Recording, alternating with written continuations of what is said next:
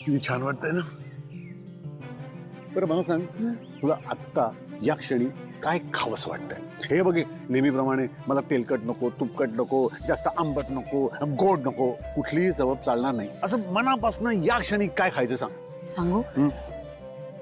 गेले खूप दिवस तुमच्या कामाची गडबड, माझं ते घरघंटीचं काम, या सगळ्या गडबडीत आपण दोघं फिरायला बाहेर पडलोच नाही. अगं म्हणून तर आज आलोय ना आपण. खूप दिवस झाले मला ना तुमच्या बरोबर झणझणीत भेळ खावीशी वाटते. बस विषय संपला. झणझणीत भेळ खायची आहे ना, आत्ता हजर करतो मॅडम. अगो बाई, 2 मिनिटं थांबा. अहो इथे कुठे मिळणार? तुला काय करायचंय? मिळाल्याशी कारण ना झणझणीत भेळ. आलोच. असं प्रेमाचं माणूस आयुष्यात असणं भाग्यच म्हणायचं. किती करतात हे माझ्यासाठी, तेही अगदी आठवणीने. त्यांचे वागणं बघून कोण म्हणेल आमच्या लग्नाला 40 वर्ष झाली. तिखट झणझणीत भेळ. अय्या, लक्ष्मी, मला सांग, मी जेव्हा आलो तेव्हा तू अशी एकटीच स्वतःच होतीस, हसत होतीस काय ग? कोणाचा विचार करत होतीस? माझाच ना?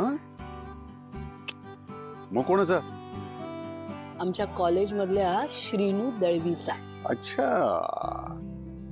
मग मी काय म्हणतो लक्ष्मी, समजा रोज जर तू कॉलेजमध्ये मला श्रीनू म्हणायचीस ना, तसंच म्हणायला सुरुवात कर. उद्यापासून श्रीनू दळवी तुझ्या समोर हजर. अहो, तुम्हाला आठवते काय? एकदा आपण दोघांनी तिखट भेळ खाण्याची स्पर्धा केली होती. म्हणजे माझ्या मैत्रिणी आपलं उगाच म्हटलं, लक्ष्मी इतकी झणझणीत तिखट भेळ कोण बरं खाऊ शकतं?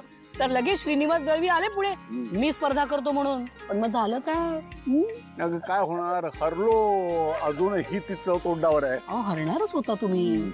एक तर मुळात तुम्हाला तिखट सहन होत नाही, आणि मी काय म्हणते, जर आपल्याला माहिती आहे आपल्याला तिखट सहन होत नाही, तर कशाला अशा स्पर्धेत भाग घ्यायचा? हरणार तर होताच ना. तुला घरात सांगू का लक्ष्मी, खरं तर मी जिंकलो. असं काय करताय? मी जिंकले होते. अगं तू ती स्पर्धा जिंकलीस ग. म्हणजे मी काय जिंकलो माहितीये का तुला? काय? गेली 40 वर्ष ती आठवण अजूनही या मुलीच्या मनात ताजी आहे. तुम्ही पण ना प्रत्येक क्षणाकडे बघायचा एक वेगळाच दृष्टिकोन आहे तुमचा, आणि म्हणूनच मला तुम्ही खूप खूप आवडता. मलाही तू खूप आवडतेस लक्ष्मी.